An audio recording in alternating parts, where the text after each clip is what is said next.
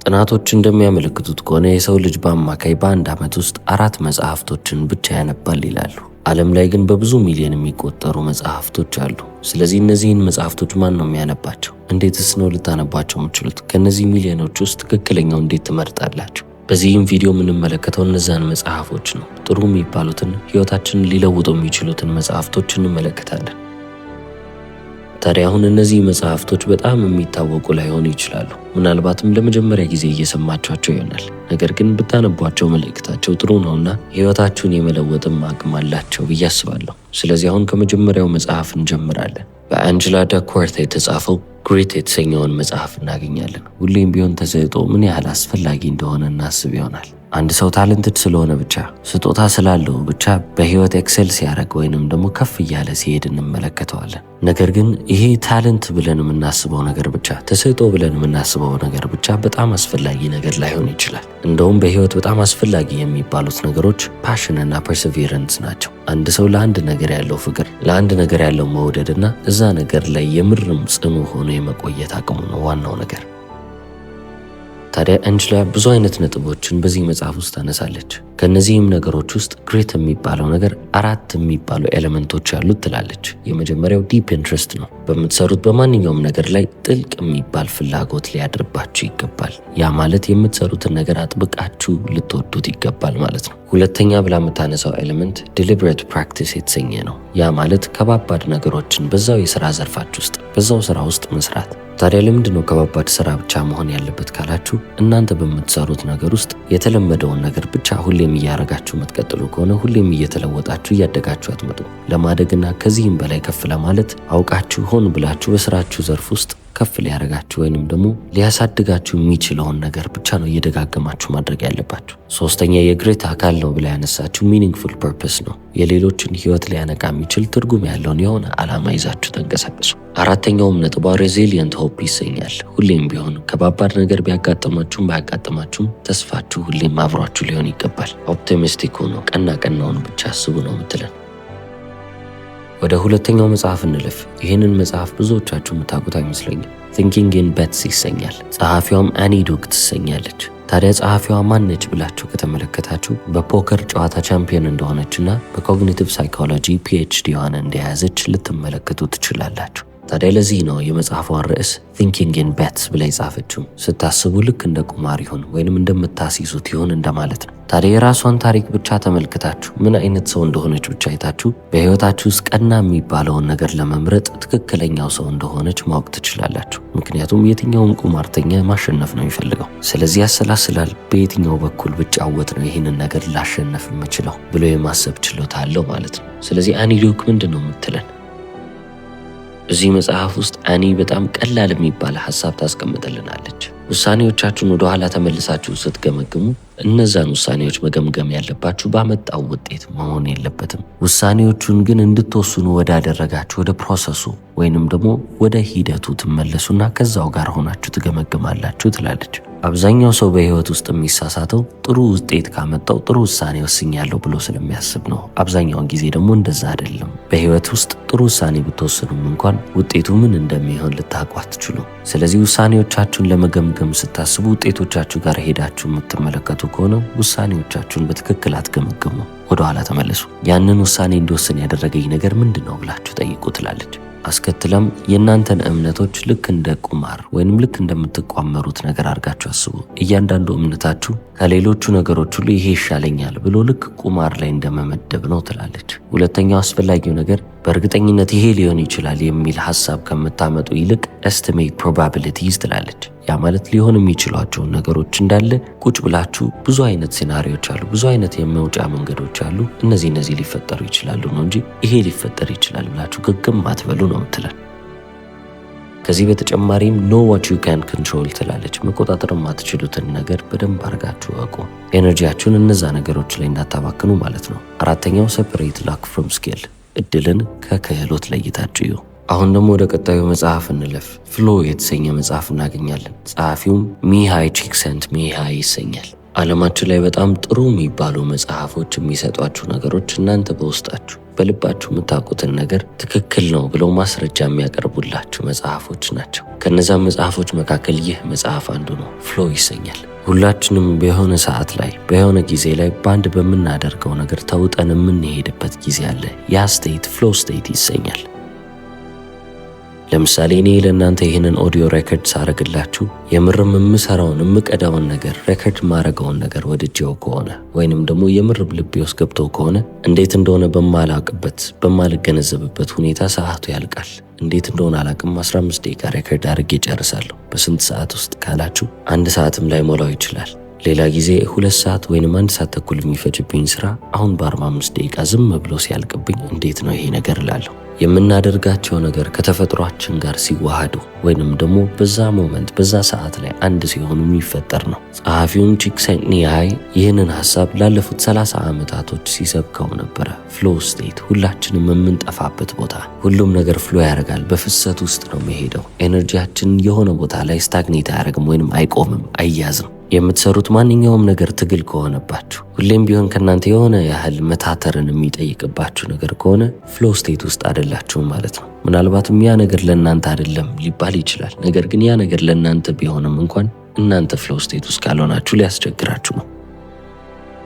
ስለዚህ ሁሌም ቢሆን ይህንን መጽሐፍ ካነበባችሁ ወይንም ኮንሰፕቱን ከተረዳችሁ እንኳን ፍሎ ስቴት ውስጥ ነኝ አይደለሁም የሚለውን ነገር መለየትና ማወቅ መቻል አለባችሁ። ልክ ሁሉም ነገር ትግል ሲሆንባችሁ ከፍሎ ስቴት ውስጥ ወጥቻለሁ ማለት ነው፣ እንዴት ነው ተመልሼ ልገባ የምችለው፣ እንዴት ራሴን ፍሎ ስቴት ውስጥ ላስገባ ብላችሁ ማሰብ ነው። አሁን ደግሞ በፍጥነት ወደ ቀጣዩ መጽሐፍ እናልፋለን ማለት ነው። በስቲቨን ፕሬስፊልድ የተጻፈው ዘ ዋር ኦፍ አርት የተሰኘውን መጽሐፍ እንመልከት። ጸሐፊው አንድ ሀሳብን ያነሳል። ምንጊዜም እናንተ ጥበብን ክሬት ላርግ ብላችሁ ወይንም ደግሞ የሆነ የፈጠራ ስራ ልስራ ብላችሁ ቁጭ ስትሉ ዓለም እንዳለ የእናንተ ተቃራኒ ትሆናለች፣ እናንተን መጋፋት ትጀምራለች ይላል። ይህንንም ኃይል ሬዚስተንስ ብሎ ይጠራዋል። የማንመለከተው የማናየው ኃይል ነው። ነገር ግን እኛ ቁጭ ብለን ስራችንን እንዳንሰራ የሚታገለን፣ ስራችንን ትተን እንድንሄድ የሚገፋፋን ኃይል ነው።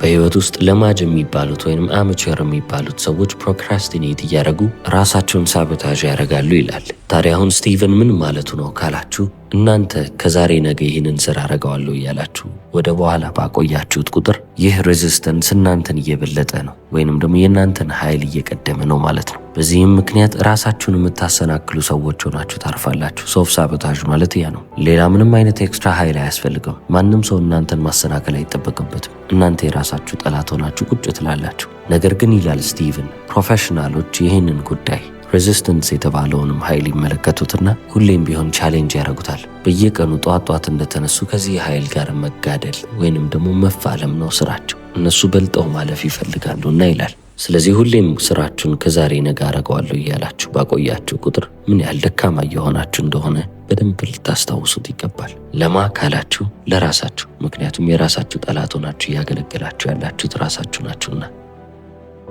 ወደ ቀጣዩ መጽሐፍ እንለፍ። ዘ ስቶይክ ቻሌንጅ ባይ ዊሊያም ኢርቫይን። ስለ ስቶይሲዝም የተጻፉ ብዙ መጽሐፍቶች አሉ። በባለፈውም ቪዲዮ ላይ ስለ ማርከስ አውሬሊየስ ሜዲቴሽንስ መጽሐፍ ብዙ አውርቼላችኋለሁ። ይህንን መጽሐፍ የጻፈው ሰው ግን ኦሃዮ ውስጥ በሚገኘው ራይት ስቴት ዩኒቨርሲቲ ውስጥ በክላሲክ ዘርፍ ውስጥ ፕሮፌሰር የሆነ ሰው ነው። በአጠቃላይ መጽሐፉ ስለ ስቶይሲዝም የሚያወራ ይሆናል። ይህ ማለት ስቶይኮች እንዴት ነው የሚያስቡት? ከባባድ ቀናቸው እንዴት ነው የሚያሳልፉት? ችግር ሲመጣ እንዴት ነው የሚጋፈጡት? አደጋዎች ሲመጡ፣ መሰናክሎች ሲመጡ፣ ጥሩም ነገሮች ሲመጡ እንዴት ነው እነዛን ነገሮች የምንጠቀማቸው? እንዴትስ ነው እየተሻሻለን የምናልፈው? በጊዜው ጠቢባን የነበሩ ፈላስፋዎችና ጥሩ ሀሳብ የነበራቸው ሰዎች ነበሩና ከነሱ ነው የምንማረው። እንግዲህ እነዚህንም ሀሳቦች ነው ወስዶ ከ200 ገጽ ወደ አነሰች መጽሐፍ ይለወጠልን ዊሊያም ኢርቫይን። ወደ ቀጣዩ መጽሐፍ ስናልፍ ባየዝድ የተሰኘ መጽሐፍ እናገኛለን። ጸሐፊዋ ጄኒፈር ኤበርሃርት ትሰኛለች። መጽሐፉም ቀላል ሀሳብን ያነሳልናል። ባየዝ ወይንም ደግሞ አድሎ በሁላችንም ህይወት ውስጥ አንኢንቴንሽነሊ አለ ትላለች። አዘውትረን የምናዳላለት ወይንም አድሎ የምንፈጽምባቸው ነገሮች አሉ። ይህንንም የምናደርገው ልብ ሳንል ሳናስተውል ነው። ይህንንም ማረጋገጥ ከፈለጋችሁ ወደ አሜሪካ ወይንም ደግሞ ወደ ዩሮፕ ሀገራቶች ውስጥ የሄዳችሁ ተመልከቱ። ሀበሻ ስታዩ ወዲያው ትለያላችሁ። ደሜንማ አውቀዋለሁ፣ ይሄማ ሀበሻ ነው ትላላችሁ። ሀበሻን ተመልክታችሁ ሀበሻን የመለየት አቅም አላችሁ። ነገር ግን የሆነ ስፓኒሽ ሰው ቢመጣ ምን አይነት ሰው እንደሆነና ከየት ሀገር እንደመጣ ለመገመት ይከብዳችሁ ይሆናል። ወዲያው ያ ፋሚሊያሪቲ የለም። ይህ የሰዎችን ፊት በማየትና በመረዳት ውስጥ ብቻ አይደለም፣ በስራችሁ ውስጥም፣ ቤት በመፈለግ ውስጥም ሊሆን ይችላል። በተጨማሪም በኤምፕሎይመንት በቅጥር ስራ ውስጥም ይሆናል። በሁሉም ቦታ ላይ ጄኒፈር እንደምትለው ከሆነ ባያዝድ ሆነ ነው የምንንቀሳቀሰው። ታዲያ ጸሐፊዋም እኛን ረከመንድ የምታደርገን ነገር ብታደርጉ ይሻላል የምትለን ነገር ልብ በሉ። አይምሯችሁ ውስጥ የሚከናወነውን ነገር አስተውሉ። ምክንያቱም እኛ ፈልገን አይደለም አድሎን የምንፈጽመው፣ ነገር ግን አይምሯችን የተሰራበት መንገድ ነው። በቃ የለመደው ነገር ስለሆነ ነው። ስለዚህ ራሳችሁን እየነጠላችሁ ተመልከቱና ጉዳዩን በንጹህ አይምሮ ለመመልከት ሞክሩ ትለናለች። ወደ ቀጣዩ መጽሐፍ እናልፋለን። ጊቭ ኤንድ ቴክ። ጸሐፊው አደም ግራንት ነው። ይህ መጽሐፍ ስለ አንድ ነገር ያስረዳል። ከሌሎች ጋር ያለንን ግንኙነት የሚፈተሽ ነው። አንዳንዶቻችን ሰጪዎች ነን፣ ጊቨርስ ነን። ስለዚህ ከምንቀበለው በላይ እንሰጥ ይሆናል። አንዳንዶቻችን ደግሞ ተቀባዮች ነን፣ ከምንሰጠው በላይ እንቀበላለን። አብዛኞቻችን ግን ሬሲፕሮኬት እያደረግን የምንሄድ ሰዎች ነን። እኔ አንተን ካገዝኩ አንተ ደግሞ እዚህ ጋር ታግዘኛለህ አይነት አካሄድን ነው የምንወደው። ታዲያ ጸሐፊውም አደም እዚህ ጋር የሚገልጽልን ነገር በዓለማችን ላይ ስኬታማ የማይባሉት ሰዎች ጊቨርስ ናቸው፣ ሰጪዎች ናቸው ይላል። የመጽሐፉ መጥፎ ዜና ይሄ ነው። ጥሩ ዜናውስ ምንድን ነው ካላችሁ ዓለማችን ላይ በጣም ስኬታማ የሚባሉትም ሰዎች ጊቨርስ ናቸው፣ ሰጪዎች ናቸው ይላል። ስለዚህ አሁን ከዚህ መጽሐፍ ምንድን ነው ልማር የምችለው ካላችሁ ዓለማችን ላይ በጣም ስኬታማ የሚባሉትም ሰዎች ሰጪ ከሆኑ፣ በጣም ስኬታማ የማይባሉትም በመከራ ውስጥ ነው የሚኖሩት የሚባሉትም ሰጪ ከሆኑ ምንድን ነው የሚለያቸው የሚለውን ነገር መጽሐፉ ግልጽ ያደርገዋል። ታዲያ እናንተም ሰጪዎችን እንድትሆኑ ነው ይህ መጽሐፍ የሚያስተምራችሁ። ነገር ግን ሰጪ ሁኑ ማለት የማንም ሰው መረማመጃ ሁኑ ማለት አይደለም። ማንም ሰው እናንተ ላይ እንዲራመድ አትፍቀዱ። የስኬትን ሚስጥር ካላችሁኝ ይህንን ነው ልነግራችሁ የምችለው ይላል ጸሐፊው። እናንተ መስጠትን ቻሉ፣ መስጠትን እወቁበት። ነገር ግን የማንም ሰው መጠቀሚያ ወይንም ደግሞ የማንም ሰው መረማመጃ እንዳትሆኑ ይላል። ወደ ቀጣዩ መጽሐፍ ስናልፍ በአደም ቤንፍራዶ የተጻፈው አንፌር የተሰኘውን መጽሐፍ እናገኛለን። The New Science of Criminal Injustice ይላል። ጸሐፊው ማን ነው ካላችሁ ጠበቃ ነው። ስለዚህ ስለ ፍትሐዊነትና ስለ ፍትሐዊ አለመሆን ማውራት የሚችል ሰው ነው ማለት ትችላላችሁ። እቺም ዓለም አንፌር ነች ይላል። ለምን ብላችሁ ብትጠይቁት ዓለማችን ላይ ያለው ሲስተም በአጠቃላይ የሰው ልጅ ባህሪዎች ናቸው ተብሎ በታሰቡ አሳምሽን ላይ ግምቶች ላይ የተመሰረተ ነው። ያም ደግሞ እውነት አይደለም ይላል። ለምሳሌ እኔ እናንተ ስትዋሹ መለየት እችላለሁ ብዬ ላስብ እችላለሁ። ሁሉም ሰው እንደዛ ብሎ ሊያስብ ይችላል። ነገር ግን የምር እናውቃለን ወይ? አንድ ሰው እየዋሸና እየዋሸ እንዳልሆነ እንዴት ነው ልናረጋግጥ የምንችለው? መልስ የለንም። ከአሳምሽን ላይ ተነስተን ወይንም ከግምት ላይ ተነስተን ነው ያንን ፍርድ የምንፈጽመው። የሚቅለበለብ ሰው እየዋሸ ነው ልንል እንችላለን። ተረጋግቶ የሚያወራ ሰው ደግሞ እውነቱን እየተናገረ ነው ብለን እናስብ ይሆናል። ሁለቱም ግን እየዋሹ ሊሆን ይችላል። በተመሳሳይ ሁኔታ ሁለቱም እውነታውን እየተናገሩ ይሆናል። አለበለዚያ አንዱ እየዋሸ አንደኛው እውነታውን እየተናገረ ይሆናል። ለዚህ ነው የመጽሐፉ ጸሐፊ እነዚህን ሁሉ ነገሮች አንፌር ብሎ የሚጠራቸው። ህይወት አንፌር ነች ይላል። ምክንያቱም የጀስቲስ ሲስተሙ ወይንም ደግሞ የፍትህ ስርዓቱ የተጓደለ ነው ወይንም ደግሞ የተዛነፈ ነው። ስለዚህ ህይወት እንዴት ፌር ትሆናለች ይላል። ወደ ቀጣዩ መጽሐፍ እንለፍ። በሮበርት ቻልዲኒ የተጻፈው ኢንፍሉዌንስ የተሰኘውን መጽሐፍ እናገኛለን። The Psychology of Persuasion ይላል። የማሳመን ጥበብንና ከዛም ጥበብ ጀርባ ያለውን ስነ ልቦናዊ ገጽታ ያሳየናል። ታዲያ ጸሐፊው The Father of Persuasion Science ይባላል።